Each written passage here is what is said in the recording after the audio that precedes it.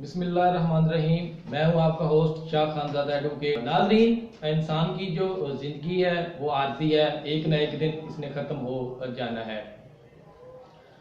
ना पहले कोई जिंदगी जिंदा कोई रहा है और ना ही आप किसी ने जिंदा रहना है। कुरान पाक में भी है कि अल्लाह ताला इस मौत का जो जायका है वो हर इंसान ने चखना है। मौत से किसी को इनकार नहीं है, एक ना एक दिन इस दुनिया से चले जाना है। तो इसी सिलसिले में आज का जो हमारा टॉपिक है वो है कि कब्र कुशाई का जो कानूनी तरीकाकार है वो क्या है। आज मैं आपको अपने प्रोग्राम के अंदर ये बताऊंगा कि कानून के लिहाज से ये जो कब्र कुशाई होती है ये किस तरह होती है, इसका कानूनी तरीकाकार क्या है, ये किसकी जेर निगरानी होती है और ज़ाब्ता फौजदारी की कौन सी दफात हैं जिनके अंदर जो इसके ऊपर इनका इतलाक होता है। तो सबसे पहले जब किसी का मर्डर हो जाता है और पुलिस मामलात को दबाने के लिए या मुखालफ पार्टी के साथ मेल जोल करके या किसी भी तरह से जो मकतूल होता है, मोस्टली जो मर्डर के मामलात होते हैं, कत्ल के मामलात होते हैं, उनके अंदर बाज़ औक़ात ये होता है कि मकतूल की लाश को दफना दिया जाता है। तो उसके बाद अगर उसके ऊपर कोई शक बात हो कि ये मतलब इसकी नेचर डेथ नहीं हुई या ये किस तरह हुई है, इसके पोस्टमार्टम सही तरह नहीं हुआ, या कोई भी जब इसके अंदर कोई शक बात किसी भी मर्डर के अंदर पाया जाता है तो उसको फिर उसकी कब्र कुशाई की जाती है ताकि उसको पता चल सके उसके पोस्टमार्टम से कि असल वक़्त हुआ क्या है।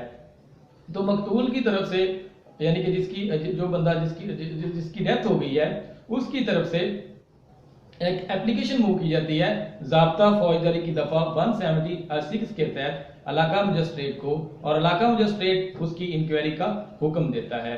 उसके बाद जब एप्लीकेशन फॉरवर्ड की जाती है तो ज़ाब्ता फौजदारी की दफा 176 के तहत उसकी कब्र कुशाई होती है और कब्र कुशाई होने के बाद उसका पोस्टमार्टम भी होता है। कब्र कुशाई जो होती है वो इलाका मजिस्ट्रेट जो होता है वो अपनी निगरानी के अंदर वो करवाता है।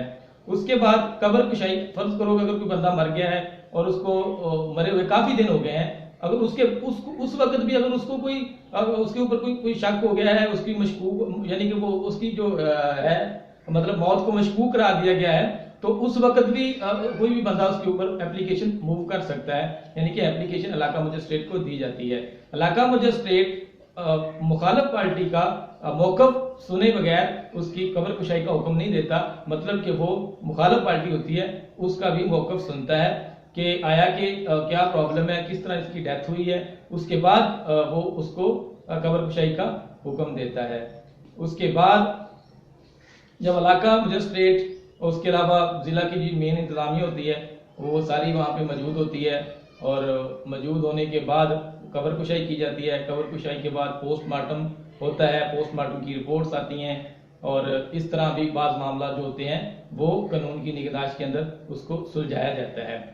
उसके बाद हमारा, क्योंकि ये टॉपिक आज छोटा है, दो चार अहम बातें थी वो मैंने आपको बता दी हैं, और ये अहम बात वो ये है कि इस कब्र कुशाई के लिए कोई भी आदमी, कोई भी बंदा जिसको भी शक हो जाए कि जो मकतूल है, जो मरने वाला है, उसकी वो उससे नेचर डेथ नहीं मरा, या उसकी जो डेथ है वो मर्डर हुई है, या जिस तरह का भी उसके ऊपर कोई शक हो तो वो उसको एप्लीकेशन मूव कर सकता है। उसके बाद आज हम अपने क्वेश्चन की तरफ आते हैं। हमसे किसी ने जो सवाल पूछा है कि ये जो शनाख्ती कार्ड है ये जब किसी की डेथ हो जाती है तो उसके बाद ये किसकी मलकियत होता है। तो मैं ये बता दूं कि नादर ऑर्डिनेंस 2000 की शिक नंबर 17 के तहत 60 दिन के अंदर अंदर ये जो शनाख्ती कार्ड होता है इसको मजात अथॉरिटी को, यानी कि नादरा हो गई, उसके अलावा जो भी कानून नाफिज करने वाले अदारे हैं उनको ये मतलब दिया जाता है, और देने के बाद उनसे रसीद ली जाती है। वो जो रसीद होती है वो शहादत के लिए इस्तेमाल होती है। तो ये आज का हमारा छोटा सा टॉपिक था जिसके ऊपर हमने बातचीत की है। इंशाल्लाह उम्मीद है कि आपको ये आज का हमारा जो छोटा सा टॉपिक है, जो कानूनी हमारी इंफॉर्मेशन है, वो आपको पसंद आई होगी। तो इंशाल्लाह अगले प्रोग्राम के साथ, एक नए टॉपिक के साथ, एक नए रंग के साथ इंशाल्लाह अल्लाह के फजल से दोबारा फिर हाजिर होंगे। तब तक अपना रखिए बहुत ज़्यादा ख्याल और हमें दीजिएगा इजाज़त। अल्लाह हाफिज। पाकिस्तान जिंदाबाद।